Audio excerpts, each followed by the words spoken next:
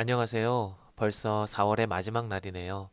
오늘은 236번째 시간으로 사무엘하 11장과 12장의 말씀을 통해 하나님께서 주시는 은혜를 함께 나누기 원합니다. 오늘 본문의 내용은 너무도 유명한 이야기죠.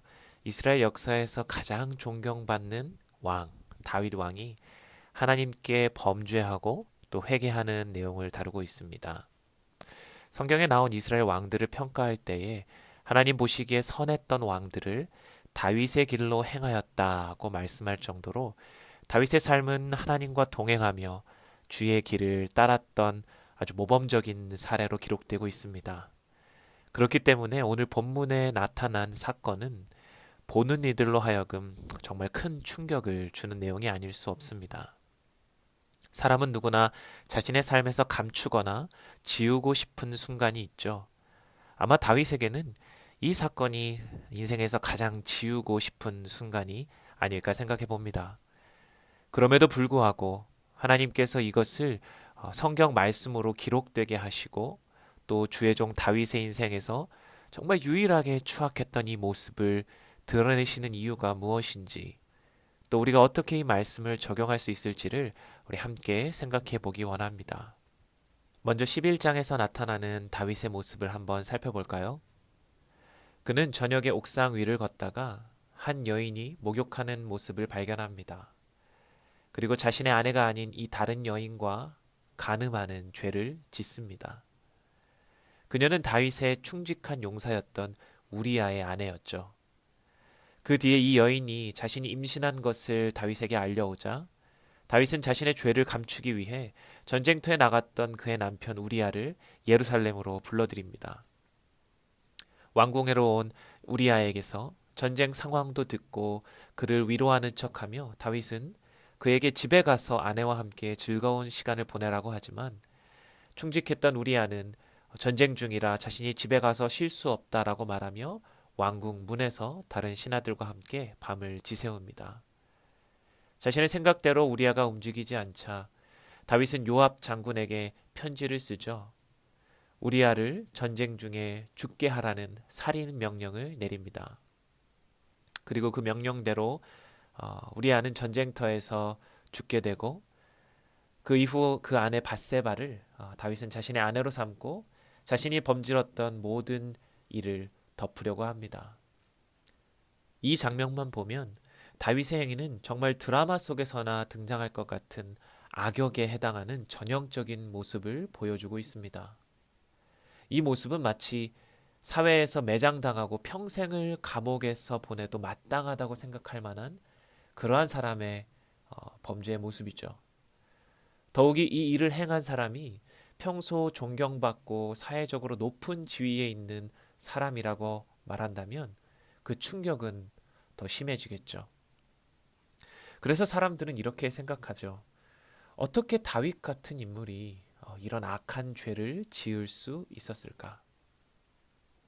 그런데 사실 이 다윗의 범죄의 모습은 성경 전체의 일관된 관점에서 본다면 전혀 놀라울 일이 아니었습니다. 그도 사람이었고 모든 사람이 죄인이라는 사실을 우리에게 다시금 일깨워 줄 뿐이죠. 성경은 말씀합니다. 모든 사람이 죄를 범하였음에 하나님의 영광에 이르지 못하더니. 다윗과 같이 평생을 하나님을 섬기고 겸손하게 따르던 자도 이토록 악한 죄를 지을 수 있다는 사실이 우리에게 어떻게 적용되어집니까? 바로 아담 이후로 타락한 모든 인간은 누구도 이 죄에서 온전히 자유할 수 없고 얼마든지 악한 죄에 빠질 수 있다는 그러한 사실을 보여주는 것이죠. 사람들은 자신이 악한 죄인이라는 사실을 인정하려 하지 않습니다. 뉴스에 나오는 흉악한 범죄자들을 바라보면서 마음속으로 이렇게 생각하죠. 그래, 나는 저 사람들보다는 조금은 낫지. 그렇게 스스로를 의롭게 여깁니다. 하지만 하나님 앞에 섰을 때에 사실상 모든 인간은 크게 다르지 않다는 것을 우리는 알아야 합니다. 모두가 다 동일한 죄인이라는 사실 말이죠. 그 죄의 크기가 크던 작던 결국은 죄인이기에 누구나가 다 죄의 열매를 맺을 수밖에 없는 사람이라는 사실은 변하지 않는다는 것이죠. 그렇게 우리는 다윗의 범죄안을 보면서 반드시 깨달아야 할 것이 있습니다. 바로 나도 죄인이고 나도 다윗처럼 저렇게 넘어질 수 있다. 그 사실을 인정하고 받아들이는 것이 중요합니다. 하나님은 범죄한 다윗을 그냥 두시지 않았습니다. 12장 1절에 여호와께서 나단을 다윗에게 보내시니라고 말씀합니다. 하나님은 다윗에게 선지자를 통해 그가 행한 일이 얼마나 하나님 보시기에 악한 일임을 깨닫게 하십니다. 다윗을 찾아간 나단 선지자는 한 이야기를 들려주죠. 그 이야기 속에 아주 불의한 부자 이야기가 나오는데요. 이 이야기를 들은 다윗은 분노하게 되죠. 이 사람은 죽어 마땅하다. 근데 이 다윗의 모습 속에서 우리는 이 죄의 무서움을 다시 한번 살펴볼 수 있습니다. 바로 다른 사람의 죄에 대해서는 우리가 너무나도 쉽게 정죄하고 민감하게 반응하면서도 정작 자기 자신의 죄에 대해서는 너무도 관대하고 합리화한다는 사실이라는 거죠. 내로남불이라는 용어를 한 번쯤 들어보셨을 것입니다. 내가 하면 로맨스, 남이 하면 불륜이라는 말의 줄임말이죠. 아마 나단 선지자에게 자신의 정의로움을 한껏 드러냈던 다윗에게 딱 어울리는 말인 듯 싶습니다. 다윗이 범죄한 후에 이 선지자가 찾아오기까지 구체적으로 얼마나 시간이 지났는지는 알지 못하나 아마 다윗과 밧세바 사이에 아이가 태어났다는 사실을 미루어 보았을 때에 적어도 10개월 이상의 시간이 지났다고 보여지는데요. 그 시간 동안 다윗은 자기의 잘못을 계속해서 회개하지 않고 합리화하며 넘어갔던 것이죠.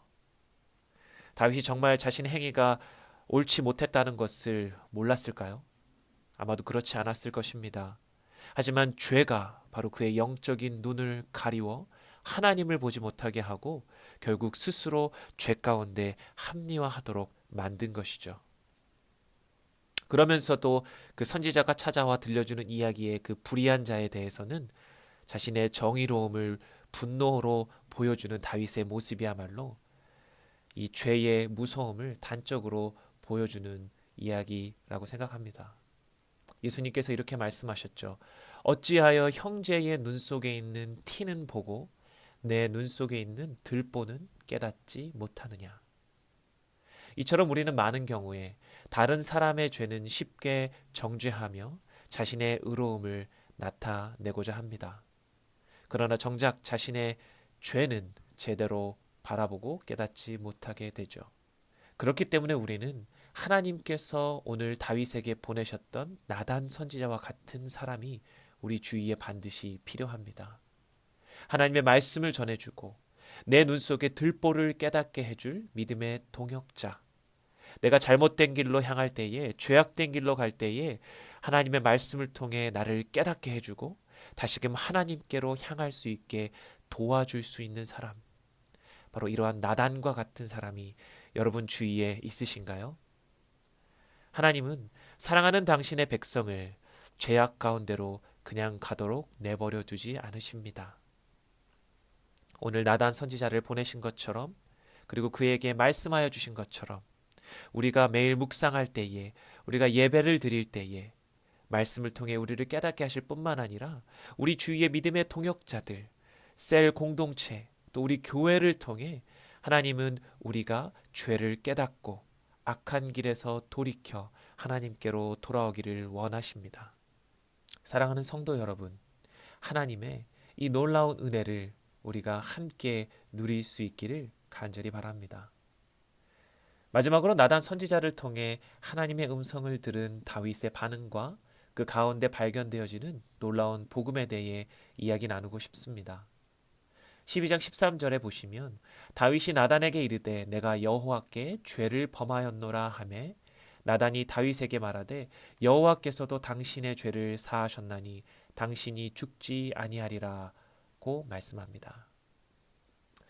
나단 선지자가 하나님의 말씀을 통해 다윗의 악한 행위를 꾸짖자 다윗은 자신의 죄를 깨닫고 즉시로 회개했습니다. 이 당시 다윗의 마음을 구체적으로 표현한 시편 51편에 보면 그의 고백을 알 수 있죠. 3절에 무릇 나는 내 죄가를 아오니 내 죄가 항상 내 앞에 있나이다. 내가 주께만 범죄하여 주의 목전에 악을 행하였사오니 내가 죄악 중에서 출생하였으며 어머니가 죄 중에서 나를 잉태하였나이다. 하나님이여 내 속에 정한 마음을 창조하시고 내 안에 정직한 영을 새롭게 하소서. 다윗의 인생에서 아마 이처럼 처절하게 하나님 앞에 자신의 죄악된 모습을 고백하며 회개하고 구원을 사모했던 장면은 없을 것입니다. 어떤 사람들은 회개가 참 쉽다고 이야기하죠. 잘못한 것을 그냥 용서만 구하면 모든 것이 해결되는 것처럼 생각하기 때문입니다. 하지만 참된 회개만큼 어려운 것이 없습니다. 왜냐하면 하나님을 향한 믿음이 없이는 결코 할 수 없는 것이 바로 참된 회개이기 때문입니다. 소리문답 87번에서 생명에 이르는 회개를 이와 같이 말씀합니다. 생명에 이르는 회개는 곧 구원의 은혜인데 이로 말미암아 죄인이 자기 죄를 바로 알고 그리스도 안에서 하나님의 자비를 깨달아 자기 죄에 대해 슬퍼하고 미워하고 그 죄에서 떠나 하나님께로 돌아가서 굳은 결심과 노력으로써 새롭게 순종하는 것이다. 여기서 중요한 것은 바로 이 회개가 구원의 은혜라는 사실입니다. 그저 내가 내 잘못을 뉘우치고 인정하는 것이 회개가 아니라 바로 죄인이 하나님 앞에서 죄를 깨닫는 것, 그 죄에서 돌이켜 하나님을 향해 나아가는 것, 그리고 이것이 나에게서 나는 것이 아니라 바로 하나님의 은혜로 주어질 때 가능하다는 것. 이것이 바로 참된 회개의 모습인 것이죠. 그렇기 때문에 회개와 믿음은 동전의 앞면 뒷면과도 같다는 말이 있습니다. 사실 다윗은 오늘 하나님의 율법에 의해 반드시 죽어야 하는 죄를 지었습니다. 하지만 그는 하나님의 은혜로 이 참된 회개를 통해 죄를 용서받고 죽음을 면하게 되죠. 누군가는 이 상황을 보며 이렇게 이야기할 수 있을 것 같아요. 하나님 너무 불공평하신 거 아닙니까? 어떻게 그렇게 쉽게 다윗을 용서해 주시나요? 죄 없는 어린 아기는 왜 죽이신 건가요? 그러나 다윗이 이 죄를 사함받은 것이 아무런 대가 없이 용서받은 것이 아니라는 것을 우리는 알아야 합니다. 그의 죄로 인해 그의 죄 없는 어린 아들이 병들어 죽게 되는 것이었죠. 저는 이것이 우리의 죄를 대속하기 위한 하나님의 계획, 바로 그리스도를 이 땅에 보내시는 것을 예표적으로 보여주는 장면이라고 생각합니다. 바로 죄의 삭시 사망이기에 하나님은 우리 죄를 대속하기 위해 하나뿐인 아들, 죄 없으신 예수 그리스도를 이 땅에 보내시고 십자가 위에 죽게 하신 것이죠. 그 피의 값이 저와 여러분을 하나님의 진노에서 구원하셨고 죄를 심판하는 하나님의 공의를 완성시키셨던 것입니다. 이처럼 다윗은 이 복음, 이 은혜를 경험했던 것이죠. 하나님의 전적인 은혜와 사랑, 죄사함의 은총, 죄인이 하나님께 구원받는 놀라운 복음을 경험했던 다윗. 사랑하는 성도 여러분, 이 다윗이 경험한 이 복음이 바로 저와 여러분이 오늘 믿음으로 고백하는 그 예수 그리스도를 통해 우리에게 주어진 복음입니다. 이 은혜가, 이 사랑이 날마다 자기 죄를 회개함으로 하나님께 더욱 가까이 나아가기를 소원하는 저와 여러분들의 삶 가운데 누려질 수 있기를 소원합니다. 사랑하는 성도 여러분, 오늘 다윗 이야기를 통해 우리는 우리의 모습을 돌아보아야 하겠습니다. 우리도 다윗처럼 사람이기에 반드시 실패할 수 있고 죄악 가운데 빠질 수 있다는 사실을 인정할 수 있기를 바랍니다. 그리고 주님의 은혜를 붙잡으며 기도하시기 바랍니다. 그래서 죄에 빠져 넘어졌을 때에 다시금 말씀을 통해 깨닫게 하시는 은혜를 경험하기를 소원하고 참된 회개로 주님 앞에 나아가는 은혜를 경험할 수 있기 바랍니다. 그리고 하나님께서 그리스도를 통해 우리 죄를 사하여 주시는 놀라운 구원의 그 복음의 은총을 매일매일의 삶 가운데 날마다 깊이 누리시고 감사할 수 있기를 주님의 이름으로 축원드립니다. 우리 함께 기도하시겠습니다. 살아계신 하나님 아버지, 감사합니다. 오늘 다윗 이야기를 통해 연약하고 죄인된 우리의 모습을 돌아보게 하시니 감사합니다. 여전히 내 마음속 깊은 곳에 하나님을 거절하고 내가 주인이 되어 내 뜻대로 살아가고자 하는 이 죄인된 모습, 이 죄의 열매가 내 삶에 나타나는 것이 어찌 보면 너무나 당연한 일임을 이 시간 고백합니다. 하나님, 저의 이 죄악을 주께서 용서하여 주시기를 간절히 기도합니다. 우리 안에 참된 회개가 그리스도의 은혜로 말미암아 날마다 고백되어지게 하시고 그 십자가의 복음, 예수 그리스도를 통해 그 보혈의 피로 우리를 구원하여 주신 그 하나님의 놀라운 사랑과 은혜를 깊이 생각하고 감사하며 오늘을 살아가는 저희들이 될 수 있도록 도와주시옵소서.